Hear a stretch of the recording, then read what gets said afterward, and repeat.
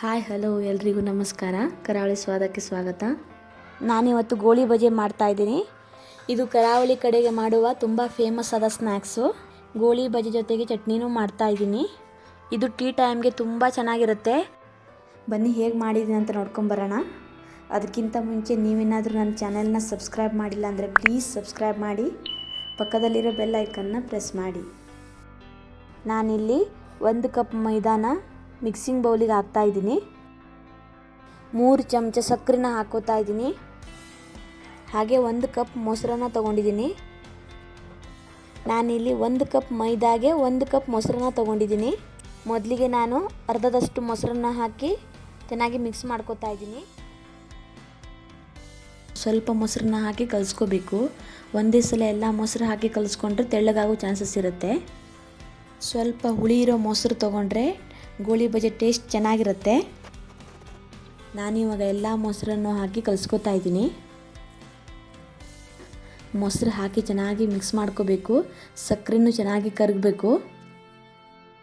ನೀವು ತೆಳ್ಳಗಿರೋ ಮೊಸರು ತೊಗೊಂಡ್ರೆ ಮೊಸರನ್ನು ಸ್ವಲ್ಪ ಕಡಿಮೆ ತೊಗೊಳ್ಳಿ, ಇಲ್ಲಾಂದರೆ ಹಿಟ್ಟು ತೆಳ್ಳಗಾಗ್ಬಿಡುತ್ತೆ. ಈ ಥರ ಚೆನ್ನಾಗಿ ಮಿಕ್ಸ್ ಮಾಡ್ಕೋಬೇಕು. ಗಂಟೇನಿರಬಾರ್ದು.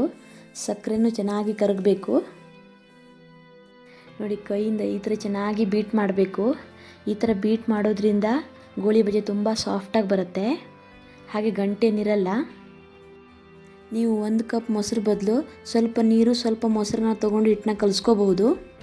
ನೋಡಿ, ಹಿಟ್ಟನ್ನು 5 ನಿಮಿಷ ಈ ಥರ ಚೆನ್ನಾಗಿ ಬೀಟ್ ಮಾಡಿದ್ದೀನಿ.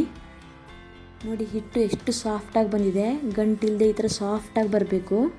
ಹಿಟ್ಟನ್ನ ನೀವು ಜಾಸ್ತಿ ದಪ್ಪನೂ ಕಲಿಸ್ಕೋಬಾರ್ದು, ತುಂಬ ತೆಳ್ಳಗೂ ಕಲಿಸ್ಕೋಬಾರ್ದು. ಈ ಥರ ಇದ್ದರೆ ಸಾಕು. ನಾನು ಯಾವ ಕಪ್ನಲ್ಲಿ ಮೈದಾ ತೊಗೊಂಡಿದ್ನಲ್ಲ ಅದೇ ಕಪ್ನ ಅಳತೆಯಲ್ಲೇ ಮೊಸರು ತೊಗೊಂಡಿದ್ದೆ. ಚೆನ್ನಾಗಿ ಹಿಟ್ಟು ಕಲಿಸ್ಕೊಂಡಾದ್ಮೇಲೆ 1 ಚಮಚ ಜೀರಿಗೆ, 1 ಇಂಚು ಚಿಕ್ಕದಾಗಿ ಕಟ್ ಮಾಡಿ ಇಟ್ಕೊಂಡಿರೋ ಶುಂಠಿ, ಚಿಕ್ಕದಾಗಿ ಕಟ್ ಮಾಡಿ ಇಟ್ಕೊಂಡಿರೋ ಸ್ವಲ್ಪ ಕೊತ್ತಂಬರಿ ಸೊಪ್ಪು, ಸ್ವಲ್ಪ ಚಿಕ್ಕದಾಗಿ ಕಟ್ ಮಾಡಿ ಇಟ್ಕೊಂಡಿರೋ ಕರಿಬೇವು, ಸಣ್ಣದಾಗಿ ಕಟ್ ಮಾಡಿ ಇಟ್ಕೊಂಡಿರೋ 3 ಹಸಿಮೆಣಸಿನ್ಕಾಯಿ, 2 ರಿಂದ 3 ಚಮಚ ಚಿಕ್ಕದಾಗಿ ಕಟ್ ಮಾಡಿ ಇಟ್ಕೊಂಡಿರೋ ತೆಂಗಿನಕಾಯಿ, ರುಚಿಗೆ ತಕ್ಕಷ್ಟು ಉಪ್ಪನ್ನ ಸೇರಿಸ್ತಾ ಇದ್ದೀನಿ.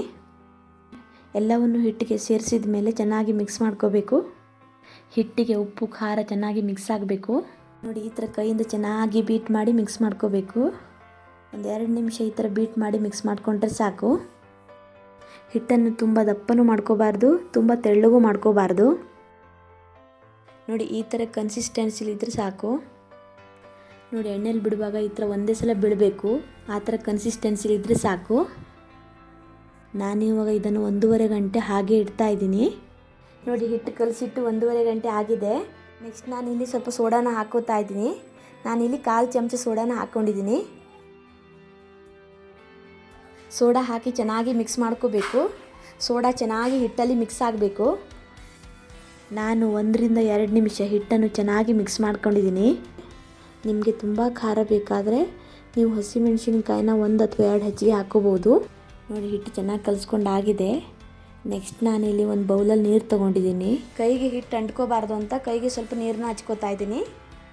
ಈ ಥರ ನೀರು ಹಚ್ಕೊಳ್ಳೋದ್ರಿಂದ ಹಿಟ್ಟು ಎಣ್ಣೆಲಿ ಬಿಡಲಿಕ್ಕೆ ಈಸಿ ಆಗುತ್ತೆ. ನೋಡಿ, ಸ್ವಲ್ಪ ಹಿಟ್ಟನ್ನು ತೊಗೊಂಡು ಈ ಥರ ಎಣ್ಣೆಲಿ ಬಿಟ್ಟರಾಯ್ತು. ಈ ಥರ ಒಂದೇ ಸಲ ಎಣ್ಣೆಲಿ ಬಿಡಬೇಕು. ಹಿಟ್ಟನ್ನು ಈ ಥರ ತೊಗೊಂಡು ಹೆಬ್ಬೆರಳಿಂದ ಹಿಟ್ಟನ್ನು ಈ ಥರ ದೂಡಿ ಎಣ್ಣೆಲಿ ಬಿಟ್ಟರಾಯ್ತು. ನೋಡಿ, ತುಂಬ ಈಸಿಯಾಗಿ ಮಾಡ್ಕೋಬೋದು. ನಿಮಗೆ ಫಸ್ಟಿಗೆ 1-2 ಮಾಡಲಿಕ್ಕೆ ಕಷ್ಟ ಆಗ್ಬೋದು, ಆಮೇಲೆ ಸರಿಯಾಗತ್ತೆ. ನೀವು ಹಿಟ್ಟು ತುಂಬ ತೆಳ್ಳಗೆ ಮಾಡಿಕೊಂಡ್ರು ಈ ಥರ ಒಂದೇ ಸಲ ಬಿಡಲ್ಲ, ಕಟ್ಟಾಗಿ ಬೀಳುತ್ತೆ. ಹಾಗಾಗಿ ಹಿಟ್ಟನ್ನ ತೆಳ್ಳಗೆ ಮಾಡ್ಕೋಬೇಡಿ, ಇಷ್ಟು ದಪ್ಪ ಇದ್ದರೆ ಸಾಕು. ನೋಡಿ, ಇನ್ನೊಂದು ಮಾಡಿ ತೋರಿಸ್ತಾ ಇದ್ದೀನಿ. ಈ ಥರ ಸ್ವಲ್ಪ ಹಿಟ್ಟು ತೊಗೊಂಡು ತಪ್ಪಕ್ಕಂತ ಒಂದೇ ಸರಿ ಎಣ್ಣೆಲಿ ಬಿಟ್ಟರಾಯ್ತು. ನಾನು ಎಣ್ಣೆನ ಆಲ್ರೆಡಿ ಕಾಯ್ಲಿಕ್ಕೆ ಇಟ್ಟಿದ್ದೆ. ಎಣ್ಣೆನ ತುಂಬ ಕಾಯಿಸ್ಕೊಂಡು ಇಟ್ಕೋಬೇಡಿ. ತುಂಬ ಕಾಯಿಸ್ಕೊಂಡ್ರೆ ಹಾಕಿದ ತಕ್ಷಣ ಕಪ್ಪಗಾಗಿಬಿಡುತ್ತೆ. ಒಂದೊಂದಾಗಿ ಎಣ್ಣೆಲಿ ಬಿಡ್ತಾ ಇದ್ದೀನಿ. ಎಣ್ಣೆಲಿ ಬಿಡುವಾಗ ಗ್ಯಾಸ್ನ ಲೋ ಟು ಮೀಡಿಯಮ್ ಫ್ಲೇಮಲ್ಲೇ ಇಟ್ಕೋಬೇಕು. ಯಾವುದೇ ಕಾರಣಕ್ಕೂ ಹೈ ಫ್ಲೇಮಲ್ಲಿ ಇಟ್ಕೋಬೇಡಿ. ಹೈ ಫ್ಲೇಮಲ್ಲಿ ಇಟ್ಕೊಂಡ್ರೆ ಹೊರಗಡೆ ಬೇಗ ಕಪ್ಪಾಗುತ್ತೆ, ಒಳಗಡೆ ಸರಿಯಾಗಿ ಬೇಯಲ್ಲ, ಹಸಿ ಹಸಿಯಾಗಿ ಇರುತ್ತೆ. ಈ ಥರ ತಿರುಗಿಸ್ತಾ ಫ್ರೈ ಮಾಡ್ಕೋಬೇಕು, ಇಲ್ಲಾದರೆ ಎಲ್ಲ ಕಡೆ ಸರಿಯಾಗಿ ಬೇಯಲ್ಲ. ಇದನ್ನು ಮಗ್ಚ್ ಹಾಕಿ ಫ್ರೈ ಮಾಡ್ಕೊಳ್ಳೋಕ್ಕಾಗಲ್ಲ, ಹಾಗಾಗಿ ಈ ಥರ ತಿರ್ಸ್ಕೊತಾನೆ ಫ್ರೈ ಮಾಡ್ಕೋಬೇಕು. ನೋಡಿ, ಈ ಥರ ಕೈ ಆಡಿಸ್ತಾ ಬೇಯಿಸ್ಕೋಬೇಕು. ಎಲ್ಲ ಕಡೆ ಬ್ರೌನ್ ಕಲರ್ ಆಗಿಲ್ಲ ಅಂದರೆ ನೋಡಿ ಈ ಥರ ಸ್ವಲ್ಪ ಹೊತ್ತು ಪ್ರೆಸ್ ಮಾಡ್ಕೊಂಡು ಫ್ರೈ ಮಾಡ್ಕೊಳ್ಳಿ. ಅವಾಗ ಎಲ್ಲ ಕಡೆ ಬ್ರೌನ್ ಕಲರ್ ಬರುತ್ತೆ. 3-4 ನಿಮಿಷ ಚೆನ್ನಾಗಿ ಫ್ರೈ ಮಾಡ್ಕೊಂಡಿದ್ದೀನಿ. ನೋಡಿ ಈ ಥರ ಕಂದು ಬಣ್ಣ ಬರುವವರೆಗೂ ಫ್ರೈ ಮಾಡ್ಕೋಬೇಕು. ನಾನಿವಾಗ ಎಣ್ಣೆಯಿಂದ ತೆಗಿತಾ ಇದ್ದೀನಿ. ಉಳಿದಿರೋದನ್ನು ಹಾಗೆ ಎಣ್ಣೆಯಲ್ಲಿ ಫ್ರೈ ಮಾಡ್ಕೋತಾ ಇದ್ದೀನಿ. ನೋಡಿ ಗೋಳಿ ಬಜ್ಜಿ ಎಷ್ಟು ಚೆನ್ನಾಗಿ ಬಂದಿದೆ. ಎಲ್ಲ ಫ್ರೈ ಮಾಡ್ಕೊಂಡಾಗಿದೆ. ಚಟ್ನಿ ಜೊತೆ ಸರ್ವ್ ಮಾಡ್ಕೋತಾ ಇದ್ದೀನಿ. ಚಟ್ನಿ ಜೊತೆ ಬಿಸಿ ಬಿಸಿ ಗೋಳಿ ಬಜ್ಜಿ ಈವ್ನಿಂಗ್ ಟೈಮಲ್ಲಿ ತಿನ್ನಲಿಕ್ಕೆ ತುಂಬ ಚೆನ್ನಾಗಿರುತ್ತೆ. ನೋಡಿ ಓಪನ್ ಮಾಡಿ ತೋರಿಸ್ತಾ ಇದ್ದೀನಿ. ಹೊರಗಡೆಯಿಂದ ಸ್ವಲ್ಪ ಕ್ರಿಸ್ಪಿಯಾಗಿ ಒಳಗಡೆ ತುಂಬ ಸಾಫ್ಟಾಗಿರುತ್ತೆ. ನೋಡಿ ಎಷ್ಟು ಚೆನ್ನಾಗಿ ಬಂದಿದೆ ಅಲ್ವಾ. ಚಟ್ನಿ ಜೊತೆ ತಿನ್ನಲಿಕ್ಕೆ ತುಂಬ ಚೆನ್ನಾಗಿರುತ್ತೆ. ಇವತ್ತು ನಾನು ಈರುಳ್ಳಿ ಬಜ್ಜಿ ಮಾಡ್ತಾ ಇದ್ದೀನಿ. ಈವ್ನಿಂಗ್ ಟೈಮಲ್ಲಿ ಟೀ ಜೊತೆ ಈ ಥರ ಸ್ನ್ಯಾಕ್ಸ್ ಇದ್ದರೆ ತುಂಬ ಚೆನ್ನಾಗಿರುತ್ತೆ. ಈರುಳ್ಳಿ ಬಜ್ಜಿನ ಯಾರು ಬೇಕಾದರೂ 5 ನಿಮಿಷದಲ್ಲಿ ಮಾಡ್ಕೋಬಹುದು. ತುಂಬಾ ಸುಲಭ. ಬನ್ನಿ ಹೇಗೆ ಮಾಡಿದ್ದೀನಿ ಅಂತ ನೋಡ್ಕೊಂಬರೋಣ. ನಾನಿಲ್ಲಿ 8-10 ಈರುಳ್ಳಿನ ಸಿಪ್ಪೆ ತೆಗೆದು ಚೆನ್ನಾಗಿ ತೊಳೆದಿಟ್ಕೊಂಡಿದ್ದೀನಿ. ನಾನಿಲ್ಲಿ ತೊಗೊಂಡಿರೋದು ಮೀಡಿಯಮ್ ಸೈಜ್ ಈರುಳ್ಳಿ. ಈರುಳ್ಳಿನ ಈ ಥರ ಚಿಕ್ಕದಾಗಿ ಕಟ್ ಮಾಡ್ಕೋಬೇಕು. ಈರುಳ್ಳಿನ ತುಂಬ ತೆಳ್ಳಗೂ ಕಟ್ ಮಾಡ್ಕೋಬಾರ್ದು, ತುಂಬ ದಪ್ಪನೂ ಕಟ್ ಮಾಡ್ಕೋಬಾರ್ದು. ಮೀಡಿಯಮ್ ಆಗಿದ್ದರೆ ಸಾಕು. ಎಲ್ಲ ಈರುಳ್ಳಿನ ಈ ಥರ ಕಟ್ ಮಾಡಿ ಇಟ್ಕೊಂಡಿದ್ದೀನಿ. ಈರುಳ್ಳಿನ ಈ ಥರ ಚೆನ್ನಾಗಿ ಬಿಡಿಸ್ಕೋತಾ ಇದ್ದೀನಿ. ಈ ಥರ ಬಿಡಿಸ್ಕೊಳ್ಳೋದ್ರಿಂದ ಹಿಟ್ಟು ಚೆನ್ನಾಗಿ ಅಂಟ್ಕೊಳ್ಳುತ್ತೆ. ಈರುಳ್ಳಿ ಒಂದಕ್ಕೊಂದು ಈ ಥರ ಅಂಟ್ಕೊಂಡಿದ್ರೆ ಹಿಟ್ಟು ಸರಿಯಾಗಿ ಅಂಟಲ್ಲ. ಹಾಗೆ ಎಣ್ಣೆಲಿ ಬಿಟ್ಟ ಮೇಲೂ ಬಿಟ್ಕೊಳ್ಳೋ ಚಾನ್ಸಸ್ ಇರುತ್ತೆ. ಎಲ್ಲ ಈರುಳ್ಳಿನ ಬಿಡಿಸ್ಕೊಂಡಾದಮೇಲೆ ನೆಕ್ಸ್ಟ್ ನಾನಿವಾಗ ಚಿಕ್ಕದಾಗಿ ಕಟ್ ಮಾಡಿ ಇಟ್ಕೊಂಡಿರೋ ಸ್ವಲ್ಪ ಕರಿಬೇವನ್ನ ಸೇರಿಸ್ಕೊತಾ ಇದ್ದೀನಿ. ಅರ್ಧ ಇಂಚು ಶುಂಠಿನ ಚಿಕ್ಕದಾಗಿ ಕಟ್ ಮಾಡ್ಕೊಂಡು ಹಾಕ್ತಾಯಿದ್ದೀನಿ. 1 ಚಮಚ ಜೀರಿಗೆನ ಸೇರಿಸ್ಕೊತಾ ಇದ್ದೀನಿ. ನೀವು ಜೀರಿಗೆ ಬದಲು ಓಂಕಾಳನ್ನು ಸಹ ಹಾಕೋಬೋದು. ನೆಕ್ಸ್ಟ್ ನಾನಿಲ್ಲಿ ಅರ್ಧ ಚಮಚ ಚಿಲ್ಲಿ ಪೌಡ್ರನ್ನ ಸೇರಿಸ್ಕೊತಾ ಇದ್ದೀನಿ. ನಿಮಗೆ ಸ್ವಲ್ಪ ಖಾರ ಜಾಸ್ತಿ ಬೇಕು ಅಂದರೆ ಚಿಲ್ಲಿ ಪೌಡ್ರನ್ನ ಸ್ವಲ್ಪ ಜಾಸ್ತಿ ಸೇರಿಸ್ಕೋಬೋದು. ಸ್ವಲ್ಪ ಹಿಂಗನ್ನ ಸೇರಿಸ್ತಾ ಇದ್ದೀನಿ. 1-2 ಚಿಟಿಕೆ ಆಗುವಷ್ಟಿದೆ ಅಷ್ಟೇ. ರುಚಿಗೆ ತಕ್ಕಷ್ಟು ಉಪ್ಪನ್ನ ಸೇರಿಸ್ತಾ ಇದ್ದೀನಿ. ಎಲ್ಲ ಹಾಕಿದ ಮೇಲೆ ಚೆನ್ನಾಗಿ ಮಿಕ್ಸ್ ಮಾಡ್ಕೋಬೇಕು. ಈ ಥರ ಚೆನ್ನಾಗಿ ಮಿಕ್ಸ್ ಮಾಡ್ಕೊಳ್ಳೋದ್ರಿಂದ ಖಾರ ಮತ್ತು ಉಪ್ಪೆಲ್ಲ ಚೆನ್ನಾಗಿ ಮಿಕ್ಸ್ ಆಗುತ್ತೆ ಈರುಳ್ಳಿಗೆ. ನೀವು ಬೇಕಿದ್ದರೆ ಸ್ವಲ್ಪ ಕೊತ್ತಂಬರಿ ಸೊಪ್ಪನ್ನು ಸೇರಿಸ್ಕೋಬೋದು. ನಾನು ಕೊತ್ತಂಬರಿ ಸೊಪ್ಪು ಹಾಕಲ್ಲ. ನೋಡಿ ಚೆನ್ನಾಗಿ ಮಿಕ್ಸ್ ಮಾಡ್ಕೊಂಡಾಗಿದೆ. ನೆಕ್ಸ್ಟ್ ನಾನಿವಾಗ 2 ಚಮಚ ಅಕ್ಕಿ ಹಿಟ್ಟನ್ನ ಸೇರಿಸ್ತಾ ಇದ್ದೀನಿ. ಅಕ್ಕಿ ಹಿಟ್ಟು ಹಾಕೋದ್ರಿಂದ ಬಜ್ಜಿ ತುಂಬ ಕ್ರಿಸ್ಪಿಯಾಗಿ ಬರುತ್ತೆ. ನಾನಿಲ್ಲಿ ಅರ್ಧ ಕಪ್ ಕಡಲೆ ಹಿಟ್ಟನ್ನ ತೊಗೊಂಡಿದ್ದೀನಿ. ಸ್ವಲ್ಪವೇ ಹಾಕಿ ಮಿಕ್ಸ್ ಮಾಡ್ಕೋತಾ ಇದ್ದೀನಿ. ಒಂದೇ ಸಲ ಜಾಸ್ತಿ ಹಾಕ್ತಾ ಇಲ್ಲ, ಸ್ವಲ್ಪ ಹಾಕಿ ಮಿಕ್ಸ್ ಮಾಡ್ಕೋಬೇಕು. ಹಿಟ್ಟು ಜಾಸ್ತಿ ಹಾಕ್ಲಿಕ್ಕೆ ಹೋಗಬಾರ್ದು. ಈರುಳ್ಳಿಗೆಲ್ಲ ಅಂಟ್ಕೊಳ್ಳುವಷ್ಟು ಹಿಟ್ಟು ಹಾಕಿದರೆ ಸಾಕು. ತುಂಬ ಕಡಿಮೆನೂ ಹಾಕಬಾರ್ದು, ಯಾಕಂದರೆ ಎಣ್ಣೆಲಿ ಬಿಟ್ಟಾಗ ಬಿಟ್ಕೊಂಡ್ಬಿಡತ್ತೆ. ಅಂಟ್ಕೊಳ್ಳುವಷ್ಟು ಇದ್ದರೆ ಸಾಕು. ತುಂಬ ಹಿಟ್ಟು ಹಾಕಿ ಕಲಿಸ್ಕೊಂಡ್ರೆ ಹಿಟ್ಟೆ ತಿಂದಂಗೆ ಆಗುತ್ತೆ.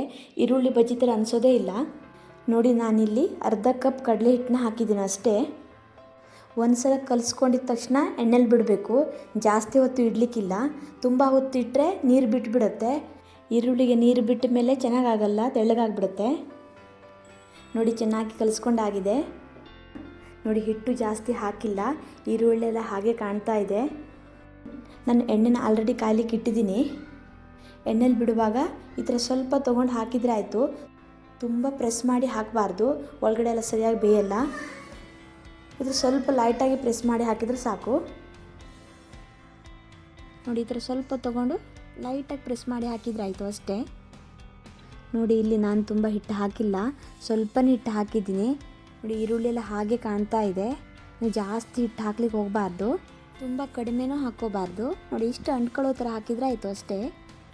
ನೋಡಿ ಎಣ್ಣೆ ಚೆನ್ನಾಗಿ ಕಾದಿದೆ. ನಾನಿವಾಗ ಸ್ವಲ್ಪ ತೊಗೊಂಡು ಎಣ್ಣೆಲಿ ಬಿಡ್ತಾ ಇದ್ದೀನಿ. ನೀವು ಎಣ್ಣೆನ ಜಾಸ್ತಿ ಬಿಸಿ ಮಾಡಿಟ್ಕೋಬಾರ್ದು, ಹಾಕಿದ ತಕ್ಷಣ ಕಪ್ಪಗಾಗ್ಬಿಡುತ್ತೆ.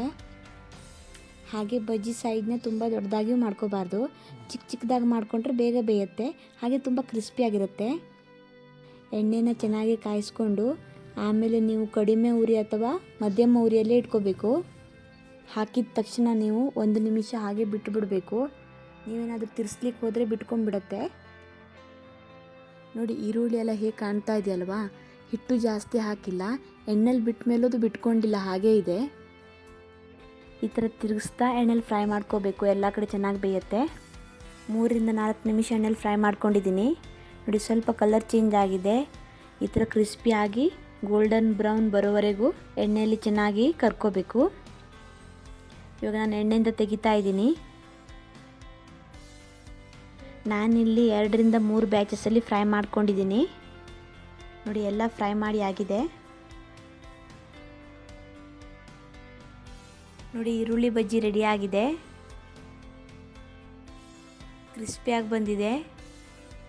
ಒಳಗಡೆ ಎಲ್ಲ ಕಡೆ ಚೆನ್ನಾಗಿ ಬೆಂದಿದೆ. ನೋಡಿ ತುಂಬ ಕ್ರಿಸ್ಪಿಯಾಗಿ ಬಂದಿದೆ. ನೋಡಿ ನೋಡ್ತಾ ಇದ್ರಲ್ವಾ, ಇಷ್ಟು ಬೇಗ ಈರುಳ್ಳಿ ಬಜ್ಜಿನ ಮಾಡ್ಕೋಬಹುದು. 5 ನಿಮಿಷದಲ್ಲಿ ಬಜ್ಜಿನ ಮಾಡ್ಕೋಬಹುದು. ಈವ್ನಿಂಗ್ ಟೈಮಲ್ಲಿ ಟೀ ಜೊತೆ ಈ ಥರ ಸ್ನ್ಯಾಕ್ಸ್ ಇದ್ರಂತೂ ಎಲ್ಲರೂ ಇಷ್ಟಪಡ್ತಾರೆ ಮನೇಲಿ. ಕ್ರಿಸ್ಪಿಯಾದ ಬಿಸಿ ಬಿಸಿ ಮೆಣಸಿನ್ಕಾಯಿ ಬಜ್ಜಿ ಹೇಗೆ ಮಾಡೋದು ಅಂತ ನೋಡ್ಕೊಂಬರೋಣವಾ. ಇದನ್ನ ಹೋಟೆಲಲ್ಲಿ ಮಾಡೋ ಥರ ಮನೇಲೇ ಈಸಿಯಾಗಿ ಮಾಡ್ಕೋಬೋದು. ಈ ಥರ ಮಾಡೋದ್ರಿಂದ ಬಜ್ಜಿ ತುಂಬ ಗರ್ಗರಿಯಾಗಿ ಬರುತ್ತೆ. ನಾನಿಲ್ಲಿ 10ರಿಂದ 12 ಬಜ್ಜಿ ಮೆಣಸಿನ್ಕಾಯಿ ತೊಗೊಂಡಿದ್ದೀನಿ. ಮೆಣಸಿನ್ಕಾಯಿನ ಚೆನ್ನಾಗಿ ವಾಶ್ ಮಾಡಿ ಇಟ್ಕೊಂಡಿದ್ದೀನಿ. ತುದಿಯಲ್ಲಿ ಈ ಥರ ಸ್ವಲ್ಪ ಕಟ್ ಮಾಡ್ಕೋಬೇಕು. ಮೆಣಸಿನ್ಕಾಯಿನ ಈ ಥರ ಸ್ವಲ್ಪ ಸ್ಲಿಟ್ ಮಾಡ್ಕೋಬೇಕು. ಇಡೀ ಮೆಣಸಿನ್ಕಾಯಿ ಹಾಕಿದರೆ ಸಿಡಿಯೋ ಚಾನ್ಸಸ್ ಇರುತ್ತೆ. ನೋಡಿ ಈ ಥರ ಒಂದು ಕಡೆ ಸ್ವಲ್ಪ ಸೀಳಿದ್ರೆ ಸಾಕು. ಮೆಣಸಿನ್ಕಾಯಿ ಬೀಜ ಬೇಕಾದರೆ ತೆಗಿಬಹುದು. ಖಾರ ಬೇಡ ಅನ್ನೋರಿಗೆ ಅಥವಾ ಚಿಕ್ಕ ಮಕ್ಕಳಿಗೆಲ್ಲ ಈ ಥರ ಬೀಜ ತೆಗೆದು ಮಾಡಿಕೊಟ್ರೆ ಸ್ವಲ್ಪ ಖಾರ ಕಡಿಮೆ ಆಗುತ್ತೆ. ಖಾರ ಬೇಕನ್ನೋರು ಬೀಜ ಸಹಿತ ಹಾಕ್ಬೋದು. ಮತ್ತು ಮೆಣಸಿನ್ಕಾಯಿನ ಸ್ಲಿಟ್ ಮಾಡಿ ಹಾಕೋದ್ರಿಂದ ಒಳಗಡೆ ಎಲ್ಲ ಚೆನ್ನಾಗಿ ಬೇಯುತ್ತೆ. ನೋಡಿ ಈ ಥರ ಒಂದು ಸೈಡ್ ಸ್ಲಿಟ್ ಮಾಡಿದರೆ ಸಾಕು.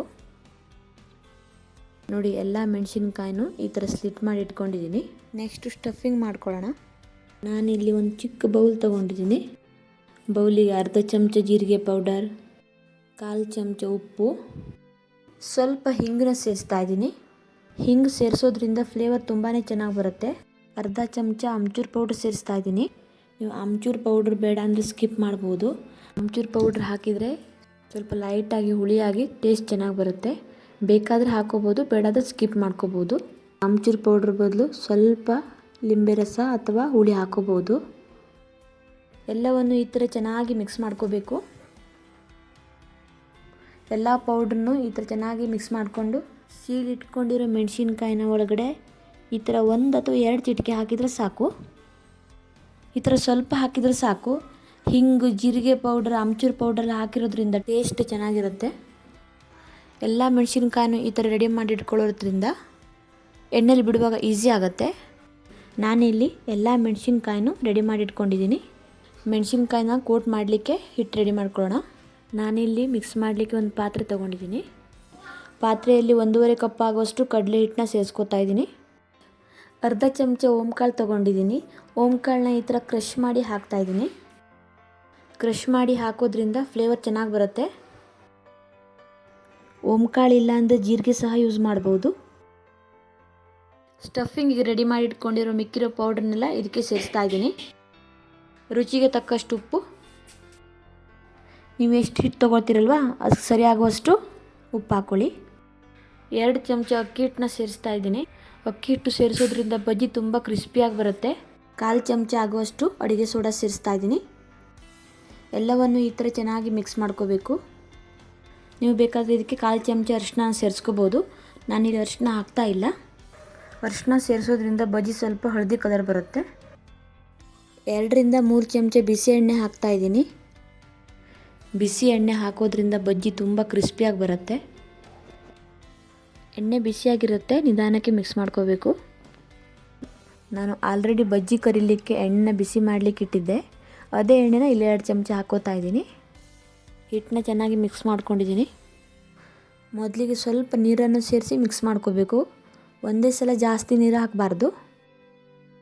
ಸ್ವಲ್ಪ ನೀರನ್ನ ಹಾಕಿ ಮಿಕ್ಸ್ ಮಾಡ್ಕೊಳ್ತಾ ಹೋಗಬೇಕು. ಒಂದೇ ಸಲ ಜಾಸ್ತಿ ನೀರು ಹಾಕೋದ್ರಿಂದ ಹಿಟ್ಟು ತೆಳ್ಳಗಾಗೋ ಚಾನ್ಸಸ್ ಇರುತ್ತೆ. ಹಾಗಾಗಿ ಸ್ವಲ್ಪನೇ ನೀರು ಹಾಕಿ ಮಿಕ್ಸ್ ಮಾಡ್ಕೋಬೇಕು. ಹಿಟ್ಟು ತೆಳ್ಳಗಾದರೆ ಮೆಣಸಿನ್ಕಾಯಿಗೆ ಹಿಟ್ಟು ಹಿಡ್ಕೊಳ್ಳಲ್ಲ. ಮೊದಲಿಗೆ ಸ್ವಲ್ಪ ನೀರು ಹಾಕಿ ಮಿಕ್ಸ್ ಮಾಡ್ಕೊಳ್ಳೋದ್ರಿಂದ ಗಂಟುಗಳಾಗಲ್ಲ. ನೀವು ಒಂದೇ ಸರಿ ಜಾಸ್ತಿ ನೀರು ಹಾಕಿದರೆ ಅದು ಗಂಟು ಥರ ಆಗಿಬಿಡುತ್ತೆ. ಸರಿಯಾಗಿ ಮಿಕ್ಸ್ ಮಾಡೋಕ್ಕಾಗಲ್ಲ ಆಮೇಲೆ ಬೇಗ. ಹಿಟ್ಟನ್ನೆಲ್ಲ ಚೆನ್ನಾಗಿ ಮಿಕ್ಸ್ ಮಾಡ್ಕೊಂಡಾಗಿದೆ. ಸಾಫ್ಟಾಗಿ ಬಜ್ಜಿ ಹಿಟ್ಟಿನ ಹದಕ್ಕೆ ಹಿಟ್ಟನ್ನು ಕಲಿಸ್ಕೋಬೇಕು. ಎಣ್ಣೆನ ಆಲ್ರೆಡಿ ಕಾಯಿಸ್ಲಿಕ್ಕೆ ಇಟ್ಟಿದ್ದೀನಿ. ಮೆಣಸಿನ್ಕಾಯಿ ತೊಗೊಂಡು ಈ ಥರ ಹಿಟ್ಟಲ್ಲಿ ಮುಳುಗಿಸಿ ಚೆನ್ನಾಗಿ ಕೋಟ್ ಮಾಡ್ಕೋಬೇಕು. ಒಂದು ಕಡೆ ಹಿಟ್ಟನ್ನು ಈ ಥರ ಸೌರಿ ಎಣ್ಣೆಲಿ ಬಿಡಬೇಕು. ಸ್ಲಿಟ್ ಮಾಡ್ಕೊಂಡಿರೋ ಕಡೆ ಹಿಟ್ಟನ್ನು ಸೋರ್ಕೋಬಾರ್ದು, ಹಿಟ್ಟು ಹಾಗೇ ಇರಬೇಕು. ಎಣ್ಣೆ ಚೆನ್ನಾಗಿ ಬಿಸಿಯಾಗಿರಬೇಕು. ಜಸ್ಟ್ ಈ ಥರ ಸವರಿ ಎಣ್ಣೆಲಿ ಬಿಟ್ಟರೆ ಆಯಿತು ಅಷ್ಟೇ. ಒಂದು ಕಡೆ ಈ ಥರ ಸವರಿ ಹಾಕೋದ್ರಿಂದ ಮೆಣಸು ಕಾಣ್ತಾ ಇರುತ್ತೆ, ಮೆಣಸು ಚೆನ್ನಾಗಿ ಒಳಗಡೆ ಬೇಯುತ್ತೆ. ಎಲ್ಲವನ್ನು ಒಂದೊಂದಾಗಿ ಎಣ್ಣೆಲಿ ಬಿಡ್ತಾ ಇದ್ದೀನಿ. ಎಣ್ಣೆಲಿ ಬಿಟ್ಟ ಮೇಲೆ ಎಷ್ಟು ಚೆನ್ನಾಗಿ ಉಬ್ಬು ಬರ್ತಾ ಇದೆ ನೋಡಿ, ಈ ಥರ ಬರಬೇಕು. ಸ್ವಲ್ಪ ಗೋಲ್ಡನ್ ಕಲರ್ ಬಂದ ಮೇಲೆ ನಿಧಾನಕ್ಕೆ ಮಗ್ಚಬೇಕು. ಗ್ಯಾಸ್ನ ಮಧ್ಯಮ ಉರಿಯಲ್ಲೇ ಇಟ್ಕೋಬೇಕು. 1-2 ನಿಮಿಷ ಈ ರೀತಿ ಎಣ್ಣೆಲಿ ಕರ್ಕೊಂಡ್ರೆ ಸಾಕು. ಕ್ರಿಸ್ಪಿಯಾಗಿ ಗೋಲ್ಡನ್ ಕಲರ್ ಆಗಿದೆ. ಈಗ ಎಣ್ಣೆಯಿಂದ ತೆಗಿತಾ ಇದ್ದೀನಿ. ಉಳಿದಿರೋ ಮೆಣಸಿನ್ಕಾಯನ್ನು ಈ ಥರ ಎಣ್ಣೆಲಿ ಕರೆದು ತೆಗಿತಾ ಇದ್ದೀನಿ. ಮೆಣಸಿನ್ಕಾಯಿ ಚೆನ್ನಾಗಿ ಬೆಂದಿದೆ.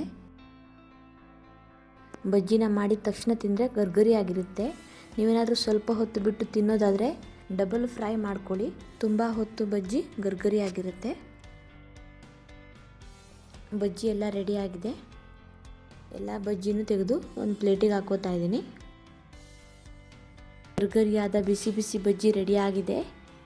ತುಂಬ ಟೇಸ್ಟಿಯಾಗಿ ಸ್ಪೈಸಿ ಆಗಿದೆ.